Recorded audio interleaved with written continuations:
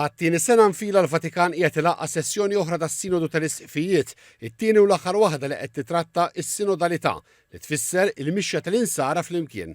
L-Arċisqof Charles Scicluna li qiegħed jirrappreżenta lill-Knisja f'Malta spjega t-tliet temi li ser jiġu diskussi din is-sena. Li aħna nkunu nies li jħobbu l-għaqda, li nkunu knisja f'komunjoni, li nipparteċipaw flimkien fil-ħajja tal-Knisja, xi knisja mhux tal-Isfiritu tal-qassisin biss, imma hija ta' kulħadd, hija l-familja tal-insara tal-imam din kollha, u li aħna nkunu wkoll poplu missjonarju, li ma nibżgħux nagħtu xhieda lil Ġesu. Ġodda din is-sena 4 fora pubbliċi li ser jitlaqqgħu f'żewġ tiġranet differenti u ta' interess partikolari is-sehem ta' żewġ isqfijiet miċ-Ċina. Fil-qudiesa tal-inawgurazzjoni fi Pjazza San Pietru, il-Papa Franġisku saħaq fuq l-ħtieġa ta' qlub miftuħa għad-dialogu, referenza wkoll għal dik li sejjaħ is-sija drammatika li qed ngħixu bir-riħ tal-gwerra u n-nirien tal-vjolenza ikomplu jeddu popli u nazzjonijiet sħaħ.